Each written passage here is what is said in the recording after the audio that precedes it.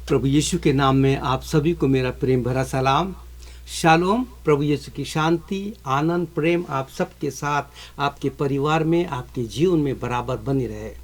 प्रिय भाई बहनों, आज एक बार फिर मैं अपने प्रभु यीशु मसीह के वचन को आपके साथ शेयर करना चाहता हूँ, बांटना चाहता हूँ। वो वचन जिससे मुझे आशीष मिली है, और परमेश्वर की पवित्र आत्मा ने मुझे 4 आध्यात्मिक नियम दिए हैं जो मैं आपको एक एक करके रखूँगा।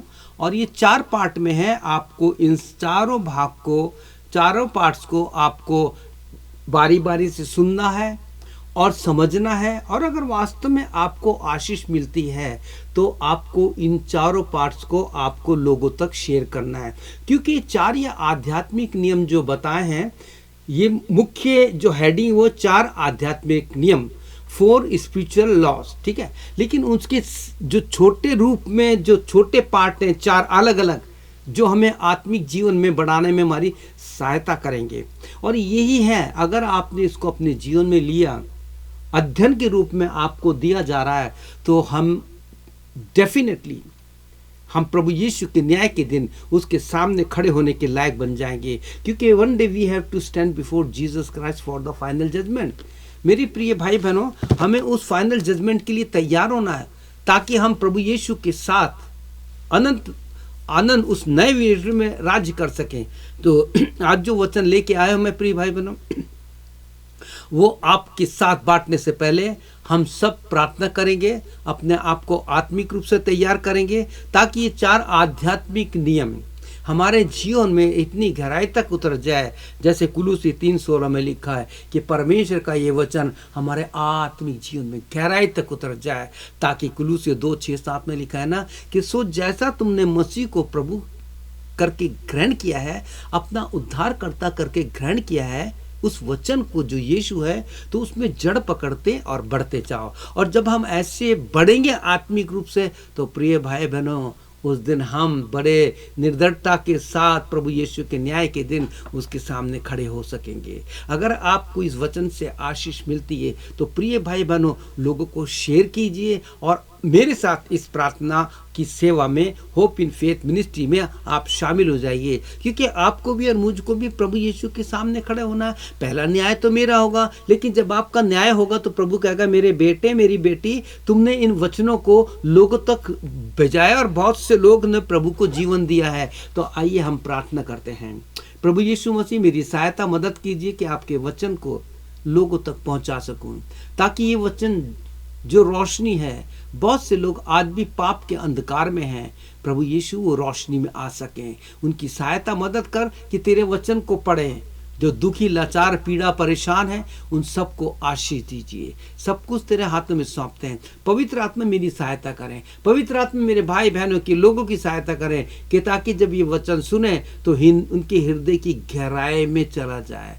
क्योंकि प्रभु यीशु मसीह, आपका वचन जो 55:11 यशाया में लिखा है कि आपका वचन कभी खाली नहीं जाता है, आपका वचन फलवंत होता है। इसलिए प्रभु यीशु, इस वचन को जब मैं शेयर कर रहा हूँ, लोगों तक पहुँचा रहा हूँ एक अध्ययन के रूप में, तो प्रभु यीशु लोग बहुत आशीष पाए। प्रार्थना यीशु के नाम से, आमीन। जैसे कि मैंने आपको बताया प्रिय भाई बहनों, मैंने प्रभु यीशु की पवित्र आत्मा में मुझे दिया गया कि 4 आध्यात्मिक नियम, 4 स्पिरिचुअल ब्लेसिंग जो है, 4 स्पिरिचुअल फूड जो है प्रभु ने दिए हैं। और इन 4 आध्यात्मिक नियम के बारे में मैं आपको बताना चाहता हूँ कि ये हमारे मसीह जीवन के लिए बहुत ही महत्वपूर्ण बातें हैं। There are 4 most important things for spiritual Christian life. इन वचनों को समझने के लिए हमें ये देखना है कि बाइबल है क्या।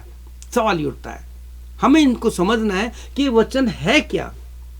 अगर हम इसको नहीं समझेंगे तो प्रभु यीशु मसीह के दास लोग वचन शेयर करते हैं तो हम सोचते हैं कि बाइबल प्रचार किया है, लेकिन नहीं प्रिय भाई बहनों, ये बाइबल प्रचार तो करते हैं, लेकिन है क्या? तो ये आपको मिलेगा मरकुस 4:14 में, मार्क 4:14 में आपको मिलेगा, जहाँ लिखा है बोने वाला वचन बोता है। यानी प्रभु के सेवक क्या करने हैं, जब संडे को या कोई दिन या इस माध्यम से जब आप अलग अलग संदेश सुनते हैं, तो प्रभु यीशु के सेवक लोग, हम जो मिट्टी हैं, हमारी इस मिट्टी के बर्तन में, इस मिट्टी में वो वचन बो रहा है, जो बीज है, जिसके लिए लूका 8:11 में कहता है बीज तो परमेश्वर का वचन है, बोने वाला वचन बोता है, और वो वचन बीज है जो हमारे इस मिट्टी के बर्तन में डाला जा रहा है ताकि आत्मिक रूप से ये और फलवंत हो।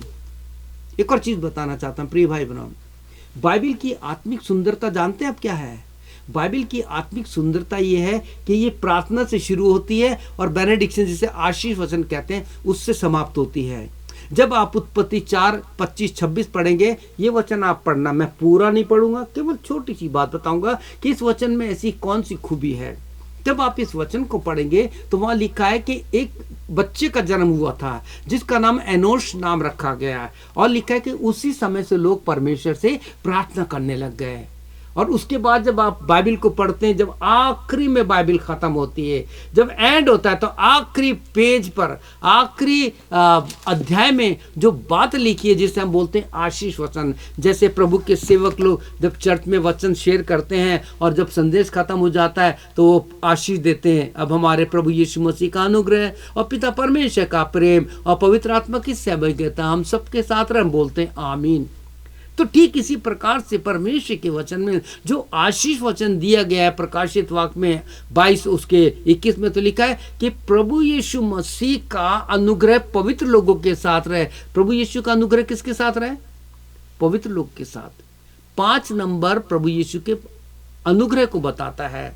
और अब जकरिया 12 उसका 10 वचन पढ़ेंगे तो वहां लिखा है कि परमेश्वर कहता है कि मैं तुम्हारे घराने पर, तुम्हारे जीवन में, तुम्हारी कलीसिया में अनुग्रह करने वाली और प्रार्थना करने वाली और प्रार्थना सिखाने वाली आत्मा उड़ेलता हूं। I want to pour the spirit of prayer and the grace.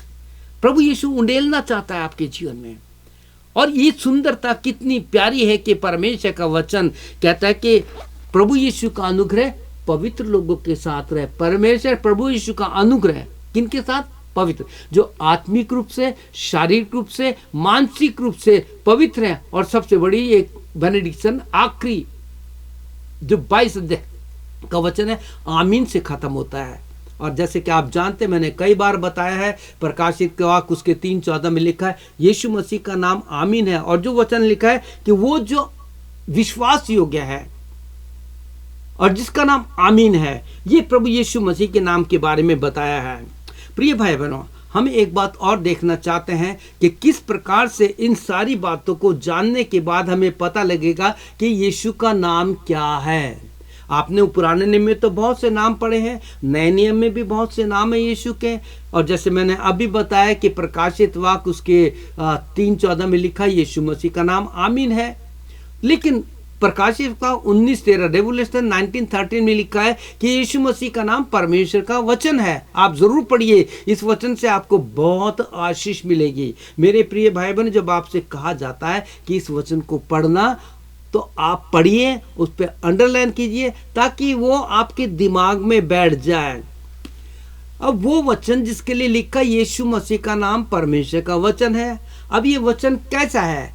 जब यूहन्ना का 1 अध्याय पढ़ते हैं तो उसके पहले वचन में लिखा है आदि में वचन था, वचन परमेश्वर के साथ था, वही वचन परमेश्वर था।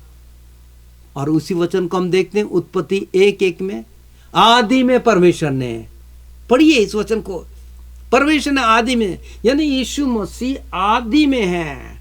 अब जब उत्पत्ति 1:26-27 पढ़ेंगे तो वहां पे त्रिएक परमेश्वर को पाएंगे, एलोहिम, जहां पे लिखा कि आओ हम मनुष्य को अपने स्वरूप अपनी समानता में बनाएं। ये स्वरूप और समानता आत्मिक थी, हमारी जैसे शरीर नहीं, आत्मिक समानता है। जो परमेश्वर आत्मिक है और जो परमेश्वर के गुण है, वो गुण हम में प्रभु यीशु ने, परमेश्वर ने डाले थे। आदि में परमेश्वर था। अब देखिए किस प्रकार से प्रभु यीशु मसीह का नाम केवल आमीन ही नहीं है, परमेश्वर का वचन नहीं है, केवल आदि से नहीं है, परंतु प्रभु यीशु मसीह जो है, किस प्रकार से मैंने जैसे बताया कि हमारा जो विषय है कि परमेश्वर का वचन जो है हमारी आत्मिक भोजन है। और ये बाइबल जो है एक तरह की रोटी है, ये जल है, आत्मिक जल है। और इस चीज को आप कैसे देखेंगे? जब हम आगे देखें किस प्रकार से यीशु मसीह अपने यूहन्ना 6 अध्याय में इन सारी बातों को रखता है, किस प्रकार से यूहन्ना 4 अध्याय में रखता है, किस प्रकार से प्रभु यीशु सारी बातों को इन के द्वारा बताता है कि मैं रोटी भी हूँ और मैं जीवन का जल भी हूँ। और इस चीज को हम देखते हैं किस प्रकार से पढ़ते हैं। जब आप निर्गमन की पुस्तक आप पढ़ेंगे, उसका 34 अध्याय 34 चैप्टर और उसके कुछ वचनों को पढ़ेंगे तो वहां पाएंगे कि जो मूसा है परमेश्वर का सेवक है। मूसा कितना नम्र व्यक्ति था। और यहाँ बाइबल कहती है कि परमेश्वर मूसा से इस प्रकार आमने सामने बात करता था जैसे कोई अपने भाई से बात करता है। प्रिय भाई बहनों, परमेश्वर का वचन बताता है कि किस प्रकार से यीशु मसीह जो है आदि से तक 40 दिन और 40 रात तक मूसा किस प्रकार से उस पहाड़ पर परमेश्वर की संगति में था। और तब उसको एक व्यवस्था दी गई जिसे हम कहते हैं 10 आज्ञाएं दी गई। ये बहुत इंपॉर्टेंट है। क्या 40 दिन और 40 रात जब परमेश्वर का दास मूसा वहां था तो क्या उसे भूख प्यास नहीं लगी थी? लगी होगी और लगी थी, क्योंकि वहां पे यीशु की उपस्थिति थी और यीशु मसीह वहां मौजूद था। क्योंकि प्रिय भाई बहनों, हम यीशु मसीह के वो सारे गुणों को हम अपने जीवन में ले लें तो आपको पता लगेगा कि किस प्रकार से जब आप 40 दिन 15 दिन 20 दिन जब उपवास करेंगे तो आपको पता भी नहीं लगेगा कि दिन कैसे बीत गया। क्यों? उस समय जब आप उपवास के साथ प्रभु यीशु की संगति में होंगे तो प्रभु यीशु मसीह जो रोटी है, प्रभु यीशु मसीह जीवन का जल है, वो आपको ताकत देगा। और इस चीज को हम देखते हैं किस प्रकार से जब मत्ती रचित सुसमाचार उसका 4 अध्याय पढ़ते हैं और जब प्रभु यीशु मसीह सामरी स्त्री से बात कर रहे हैं तो ऐसे जल के विषय में बात कर रहे हैं। आप जरूर पढ़िए। जब मैं कह रहा हूं पढ़िए तो पढ़िए। गॉस्पेल जॉन एंड चैप्टर 4 जरूर पढ़िए। यीशु ने किस प्रकार से इन सारी बातों को अपने वचन में रखा है। और आप इस बात को भी पाएंगे कि किस प्रकार से जब यीशु मसीह का मत्ती में पढ़ेंगे 4 अध्याय में, तो जब यीशु मसीह ने 40 दिन और 4 रात उपवास किया तो किस प्रकार से परखने वाले ने उससे क्या कहा। अब देखिए, प्रभु यीशु रोटी भी है और जल भी है। और हम यहाँ पढ़ते हैं मत्ती 4 अध्याय में जब आप पाएंगे तो यीशु मसीह के उस 40 दिन का वर्णन पढ़ेंगे। 40 दिन और 40 रात किस प्रकार से यीशु मसीह है। लेकिन मैंने जो पहले बताया था जो था यूहन्ना 4 अध्याय में है, किस प्रकार से सामरी स्त्री से बात करते हैं और बताते हैं कि जिससे तू बात कर रही वो कैसा है, वो हम आगे देखेंगे। तो यहाँ हम देखते हैं कि यीशु मसीह जब 40 दिन और 40 रात निराहार था, उपवास में था, तैयारी थी, प्रभु यीशु अपनी सेवा के लिए तैयार और था। तो उस समय जब यीशु को भूख लगी, वचन कहता है जब उसे भूख लगी तो परखने वाले ने उससे कहा कि जो पत्थर है ना, इनसे कह दे रोटी बन जाएंगे। तो यीशु ने उसको जवाब दिया, ये भी लिखा है कि मनुष्य रोटी से नहीं परंतु परमेश्वर के वचन से जीवित रहता है। अब यहाँ पे हम इस 4 वचन में देखेंगे यीशु मसीह किस प्रकार से रोटी के बारे में बताता है। एक बात और बताना चाहता हूँ, जब यीशु ने 5 रोटी और 2 मछलियों से 5000 लोगों को खिलाया, आपने नोट किया कभी यीशु ने क्या रोटी खाई थी वहां पे या मछली में से खाया था? प्रभु यीशु मसीह खुद रोटी था। लोगों को यीशु खिलाने आया है, लोगों को आत्मिक रूप से तृप्त करने आया है, लोगों की आत्मिक प्यास को बुझाने के लिए आया है। इसलिए यीशु मसीह ने, जब आप 4 अध्याय यूहन्ना पढ़ते हैं तो लिखा है कि मौसम भी बहुत ऐसा था, लेकिन वो सारा मैं वर्णन नहीं करूंगा। लेकिन जब कुएं पे बैठा तो लिखा एक औरत आई, सामरी स्त्री, उससे किस प्रकार से प्रभु यीशु ने बात की। एक बात आप देखेंगे, ये सामरी स्त्री व्यवस्था के विषय में बहुत कुछ जानती थी और अपने आप को याकूब का कहती कि याकूब हमारा पिता है, उसकी वंश से बताती है। लेकिन उसके जीवन में पाप था। लेकिन प्रभु यीशु मसीह इसलिए वहां गया था। आज भी प्रभु यीशु एक एक आत्माओं के लिए पता नहीं कहां कहां जा रहा है। प्रिय भाई बहनों, आप जरूर 4 अध्याय पढ़िए और उसके बाद आप पाएंगे कि किस प्रकार से यीशु ने कहा कि यदि तू जानती कि जिससे तू जल मांग रही है, जिससे तू बात कर रही है, वो तुझे अगर तुझसे मांगती तो वो तेरे को ऐसा जल देता कि तू सुनामी बन जाती, और वो बन गई। उसके द्वारा सामरिया बचाया गया। प्रभु यीशु उनके साथ 2 दिन रहा। एक आत्मा जो भटकी हुई थी उसको प्रभु ने दोष नहीं लगाया, उसके जीवन में काम किया और वो यीशु के लिए एक आत्मा बचाने वाले बन गए। और इस प्रकार से हम देखते हैं कि यीशु मसीह किस प्रकार से अपने जीवन से लोगों को भूख को खत्म करता है, किस प्रकार से यीशु अपने जीवन से उनकी प्यास को खत्म करता है। एक वचन मैं आपके साथ पढ़ना चाहूंगा जो आपको यूहन्ना 7 उसके 37 वचन में मिलेगा, जहाँ यीशु कहता है, यीशु जब खड़ा हुआ और पुकार कर कहा, यदि कोई प्यासा हो तो मेरे पास आए और पिए। जो मुझ पर विश्वास करेगा, अब यहाँ पे मेन बात है, देखिए, जो मुझ पर विश्वास करेगा, 38 वचन में लिखा है, जैसा पवित्र शास्त्र में आया है, जैसा इस पवित्र शास्त्र बाइबल में लिखा है कि उसके हृदय से जीवन की जल की नदियां बह जाएंगी। प्रिय भाई बहनों, हमें प्रभु यीशु मसीह ने लोगों को आत्मिक रूप से उनकी भूख मिटाने वाला, आत्मिक रूप से प्यास मिटाने वाला हमें बनाया कि हम उनके इस जीवन में एक आशीष लेके आए हैं। और जैसे कि आप जानते हैं कि हम सब जानते हैं कि मनुष्य की भूख दो प्रकार की, भूख और प्यास दो प्रकार की होती है, एक तो आत्मिक और एक शारीरिक। आत्मिक भूख प्यास और शारीरिक भूख प्यास। और इस चीज को हम बहुत सुंदर तरीके से हम किस प्रकार से देख सकते हैं कि अगर हमें अपनी आत्मिक भूख को मिटाना है तो we have to eat the word of God. Eat the word of God, परमेश्वर के वचन को खाइए। कैसे? प्रिय भाई बहनों, हमें जिंदा रहने के लिए रोटी की आवश्यकता होती है और हम जानते हैं कि रोटी खाते हैं। और यीशु मसीह ने इस बात को बहुत खूबसूरती से हमारे सामने रखा है। यीशु हमें बहुत प्यारी रूप से एक आत्मिक रोटी के बारे में बताना चाहते हैं। इसलिए मैं कह रहा हूँ, जो जो चैप्टर बता रहा हूँ मेरे भाइयों और बहनों, उनको पढ़िए, उनकी गहराई में जाइए, उनको समझिए कि यीशु आपसे क्या कहना चाहते हैं। आप प्रभु यीशु मसीह, मैं आपसे कह रहा हूँ, यूहन्ना 6 अध्याय जरूर पढ़िए। प्रभु यीशु 6 अध्याय में आपसे कहना चाहते हैं, उसके 49 वर्ष से और कुछ एक वचन पढ़ेंगे तो आप पाएंगे किस प्रकार से यीशु ने कहा, तुम्हारे बाप दादों ने जंगल में मन्ना खाया और मर गए। क्या खाया? मन्ना। वो मन्ना का था, आसमान से गिरता था, शुद्ध भोजन था।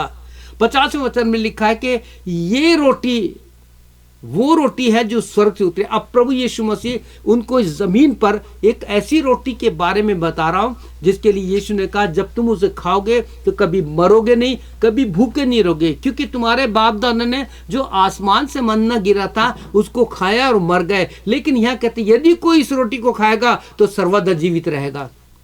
कौन सी रोटी? ये रोटी क्या है? ये परमेश्वर का वचन। परमेश्वर का वचन तो यीशु का नाम क्या है? यीशु का वचन। यीशु का नाम है परमेश्वर का वचन।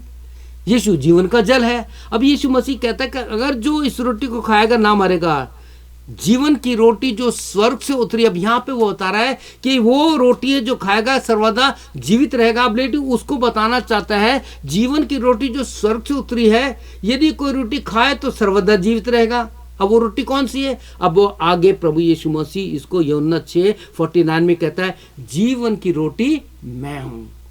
इस 6 अध्याय को पढ़िए प्रिय भाई बहन, इस रोटी को खाइए और देखिए किस प्रकार से 40 दिन और 40 रात भूखा रहने के बाद भी किस प्रकार से यीशु मसीह, वो जो खुद रोटी था, वो खुद पानी था, इस चीज को साबित किया कि मैं ही जीवन का जल और मैं ही जीवन की रोटी हूं। प्रिय भाई बहनों, अगर आपको अपनी आत्मिक भूख मिटानी है, बस मैं आपको वचन बता रहा हूं प्रिय भाई बहनों, उनको पढ़ लीजिएगा। जब आप यहेजकेल की पुस्तक पढ़ेंगे उसका 3:1 में, the book of Ezekiel chapter 3 verse 1 में लिखा है, तब उसने मुझसे कहा, है मनुष्य के संतान, जो तुझे मिला है उसे खा जा, अर्थात इस पुस्तक को खा जा, इसे चाट जाइए, खा जाइए, फाड़ के मत खाना। प्रिय भाई बहनों, ये वचन हमें आत्मिक रूप से खानी है। और यही वचन आप, मैंने कहा ना, बाइबल की सुंदरता क्या है, नया नियम और पुराने नियम में दोनों में सिमिलर बात मिलेगी। और इसी बात को आप प्रकाशिता 10 उसके 9 से 11 में पढ़ेंगे तो आप इसको इस प्रकार से पाएंगे कि मैंने स्वर्गदूत के पास जाकर कहा, ये छोटी पुस्तक तेरे हाथ में है, मुझे दे दे। उसने मुझसे कहा, ले इसे खा जा और तेरे मुंह में मीठी लगेगी। प्रिय भाई बहनों, इस वचन की सुंदरता पता है क्या है? जब आप इस वचन को पढ़ेंगे और इस वचन को अपने जीवन में ले लेंगे ना, तो आप ऐसे बोलेंगे, मीठी वाणी बोलेंगे आप। जो आपको मिलेगा पहला पत्रस के 4:11 में, कोई बोले तो ऐसा जैसा परमेश्वर का वचन। आज हम चिल्लाते हैं, लड़ते हैं और लोगों को ऐसे बुरी आवाज में जवाब देते हैं। क्यों? क्योंकि उनके जीवन में रोटी नहीं है, उन्होंने खाया नहीं, भूखे हैं, आत्मिक रूप से प्यासे हैं। अगर आपको आत्मिक भूख मिटानी है तो आपको ये वचन खाना पड़ेगा। और अगर आप आत्मिक रूप से प्यासे हैं, जैसे वो सामरी स्त्री थी, तो किस प्रकार से परमेश्वर के वचन में प्रभु यीशु ने कहा कि जो प्यासा हो वो आए, इस जीवन के जल में से पिए। प्रभु यीशु मसीह का जल भी है और इसके साथ साथ प्रभु यीशु मसीह का वचन जो नए जन्मे हुए व्यक्ति के लिए, जिसने अभी अभी प्रभु यीशु को जीवन दिया है और जो प्रभु यीशु मसीह के पास आ गया है, जिसके पाप क्षमा हो गए हैं, उसको इस वचन को पीना है। बच्चे को दूध दिया जाता है, माँ उसको दूध पिलाती है ताकि वो जिंदा रहे। तो प्रिय भाई बहन, जब आप पहला पत्रस उसका 2 अध्याय 2 वचन पढ़ेंगे तो लिखा है कि नए जन्मे बालक के नए आत्मिक दूध की लालसा करो। देखिए परमेश्वर के वचन की सुंदरता एक और बताना चाहता हूं। प्रभु यीशु हमारा जो परमेश्वर है उसका नाम है एल शद्दाई। एल शद्दाई का अर्थ होता है ऐसा परमेश्वर जिसमें एक माँ के गुण हैं, जो एक माँ का रोल भी करता है। और माँ के गुण क्या होते हैं? माँ जो है जब बच्चा पैदा होता है तो उसे दूध पिलाती है, और वो सब आप जानते दूध वो कैसे पिलाती है, वो अपने सीने से बच्चे को दूध पिलाती है। परमेश्वर का वचन जो एल शद्दाई है, आज बता रहा हूँ आपको, जैसे हमने देखा पुराने नियम और नया नियम, ये परमेश्वर की 2 छातियां हैं।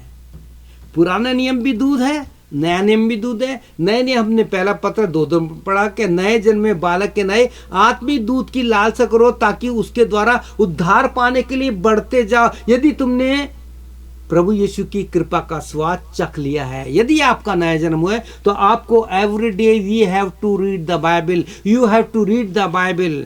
हमें बाइबल वचन खाना भी है और पीना भी है।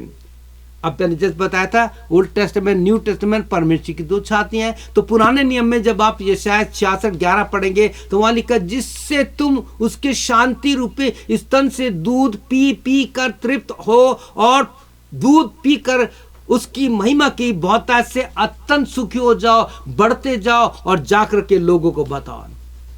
मैं सोचता हूं प्रभु यीशु मसीह कि इस वचन में जो आपको बताया गया है कि किस प्रकार से 4 आध्यात्मिक नियम है, उनके 2, 3, 4 भाग को भी आप सुनेंगे, आपको आशीष मिलेगी।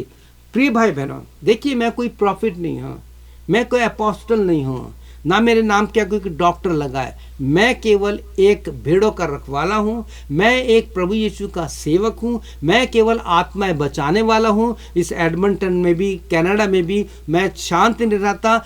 जब मौसम अच्छे होते हैं, हमारे पास 3 या 4 महीने होते हैं सेवा करने के लिए, बाहर जाने के लिए, मैं घर में बिल्कुल नहीं बैठता, दौड़ता हूं और प्रभु के वचन को लोगों तक पहुंचाता हूं, रिकॉर्डिंग करता हूं। फ़ोन पे मेरी प्रेयर मीटिंग चलती है। ये जो सेल फोन है ना, इस सेल पे हमारी प्रेयर मीटिंग चलती है और इस मीटिंग के द्वारा बहुत से लोग आशीष पाते हैं। आप भी इसको अपने प्रभु यीशु मसीह का हथियार बना लीजिए, इसको आप बहुत इस्तेमाल कर सकते हैं। तो मुझे पूरा विश्वास है प्रिय भाई बहनों कि परमेश्वर के इस वचन के द्वारा के 4 आध्यात्मिक नियम, जिसमें के पर हमारी जो आत्मिक रोटी है परमेश्वर का वचन, इसको कैसे खाना है, परमेश्वर का वचन जो पानी भी है इसे कैसे पीना है, परमेश्वर का वचन जो दूध है उसे कहाँ से लेना है, कैसे पीना है, ये सब कुछ इस वचन में है।